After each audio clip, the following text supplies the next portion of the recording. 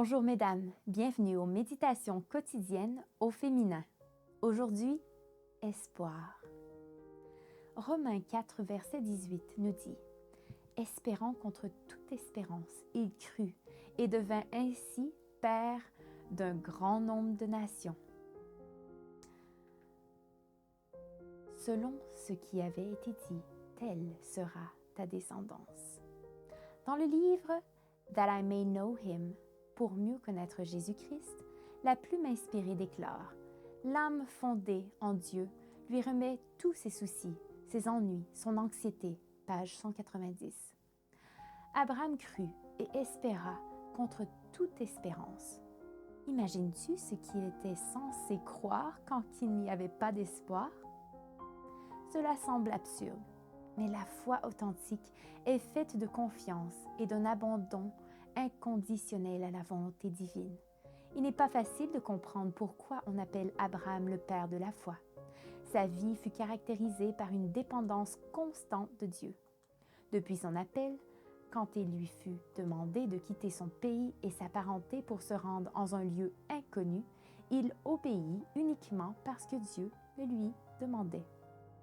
As-tu ressenti que Dieu éprouvait ta foi?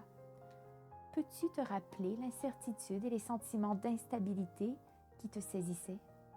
Abraham, un être humain comme toi et moi, dut aussi avoir du mal à mettre en pratique une foi aveugle. C'est que, par nous-mêmes, nous sommes incapables de susciter ce genre de foi.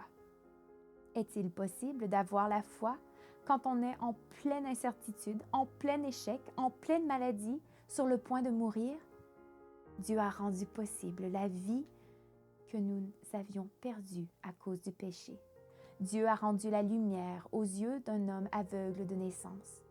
Dieu permit qu'une femme stérile jouisse des caresses d'un bébé et que le sourd entende ses pleurs. Dieu permit le pardon de nos péchés. C'est donc possible. Crois-tu que tu dois faire face toute seule à une montagne? Peut-il y avoir quelque chose d'impossible pour ton Dieu? Commence chaque journée avec la certitude que la foi est ta meilleure compagne. Aie confiance, espère, même par le vent le plus violent. Souviens-toi sans cesse que tu as un Dieu qui ne t'abandonnera jamais. Tu n'as pas à te préoccuper de tous les problèmes du monde. Cette tâche appartient à Dieu. Il suffit que tu aies confiance en ses promesses. Bonne journée dans le Seigneur et à demain.